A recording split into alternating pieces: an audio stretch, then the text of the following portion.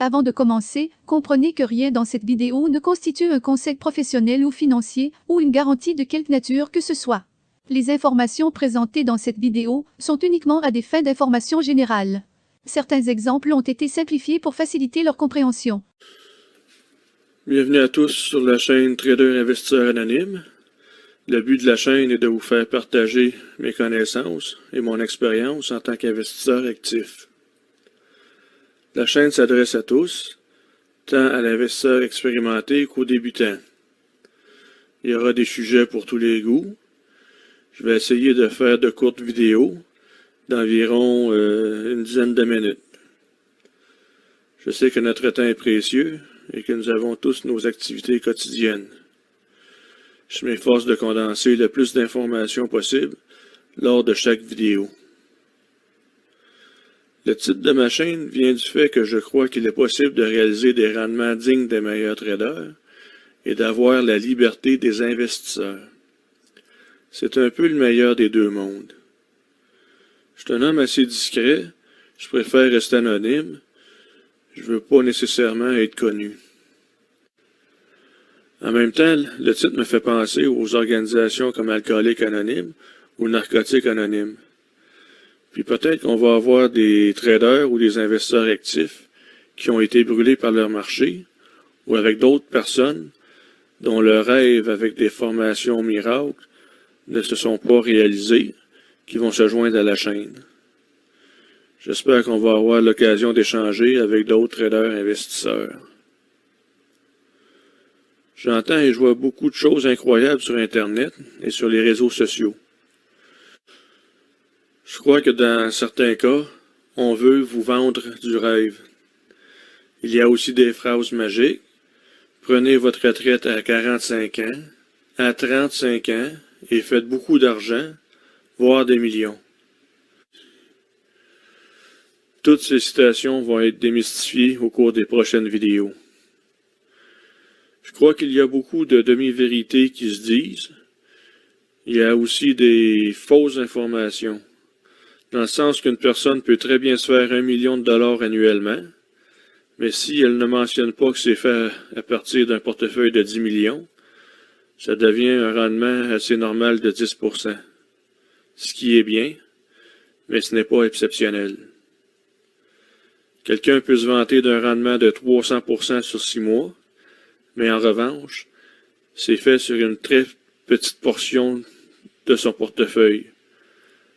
Le rendement global du portefeuille, lui, on ne le connaît pas. Ça peut être aussi des stratégies de gonflement de rendement. Par exemple, on prend un rendement positif de 10% sur une semaine, puis on l'extrapole sur une année. Ce qui ne reflète pas la réalité comme telle. C'est sans mentionner les arnaques du style pyramide de Ponzi. Donc, plusieurs choses incorrectes se disent. C'est un peu tout ça qui m'a poussé à créer la chaîne. Sur la chaîne, on se dit les vraies choses, on détruit les mythes. Les gens peuvent investir dans plusieurs types d'investissements. Un peut être intéressé par l'immobilier.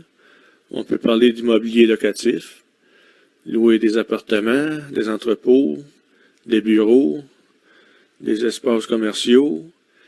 Il y a aussi les investissements dans les terres agricoles, dans les terres à bois, les œuvres d'art, les antiquités, les métaux précieux comme l'or et l'argent. Je pourrais même inclure les collections de tout genre, comme les collections de timbres, ou de pièces de monnaie, ou de cartes sportives. Le monde du placement est assez vaste. Mais moi, je me concentre sur le marché financier. Du type investir à la bourse, sur une plateforme de courtage, avec des produits financiers. Il y a plusieurs raisons à cela. La principale raison est que ça me donne du temps libre. Je n'aurai pas un appel d'urgence de locataire parce qu'il y a quelque chose qui fait défaut. Il y a une fuite d'eau qui se déclare dans l'immeuble. Il y a une invasion de souris. il y a eu un coup de vent, puis il y a une portion importante d'arbres couchés sur la terre à bois. Bon, qu'est-ce qu'on fait avec tout ça? Peu importe, mon horaire n'est pas modifié à cause d'imprévus. Un investisseur qui a des préférences vers les actifs tangibles, c'est-à-dire des actifs que l'on peut toucher, pourrait aussi être attiré vers les placements intangibles, que je qualifie d'actifs financiers. Je peux identifier 3 types d'investisseurs dans le marché financier. Le premier est l'investisseur passif. Il a souvent un conseiller financier ou un planificateur financier. Il laisse gérer son actif par des professionnels. Il ne s'occupe pas de grand-chose. Il est diversifié avec des fonds de placement. S'il gère lui-même son portefeuille, il est souvent investi avec les mêmes types d'investissements que l'investisseur qui a un conseiller financier. Son portefeuille est souvent constitué d'une portion d'obligations, d'actions et de liquidités. Le deuxième est l'investisseur actif ou opportuniste. On pourrait même dire trader passif. Il analyse le marché. Il essaie de maximiser son rendement en faisant quelques transactions par année. Il investit dans des produits plus volatiles qu'un investisseur passif. Et ça lui suffira pour faire un très bon rendement annuel. Le troisième, le trader, le détrader ou le spéculateur, il est prêt à assumer des risques importants avec différents produits financiers, souvent exotiques. Il fait plusieurs centaines ou des milliers de transactions par année. Il utilise beaucoup l'effet levier et passe généralement beaucoup de temps à gérer ses transactions.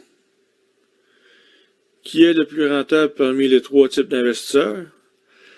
La réponse varie beaucoup. Il va y avoir des situations ou des moments où est-ce que l'investisseur actif ou même l'investisseur passif fait autant que le trader. Sauf que le trader va passer beaucoup de temps pour peut-être pas beaucoup de résultats, ce qui n'est pas toujours égal à l'effort fourni. C'est un peu triste, mais c'est la réalité. On va dire les vraies choses. Il y a des fortunes qui se créent rapidement, mais souvent, elles disparaissent aussi de la même manière. Ce qui est intéressant est que dans l'investissement boursier, que j'appelle aussi l'investissement financier, c'est qu'on peut commencer avec des petites sommes d'argent, comme 10 000 $. Pour environ 10 000 $, ou même moins, la plupart des plateformes de courtage ne chargeront pas de frais annuels, même pour des petits montants.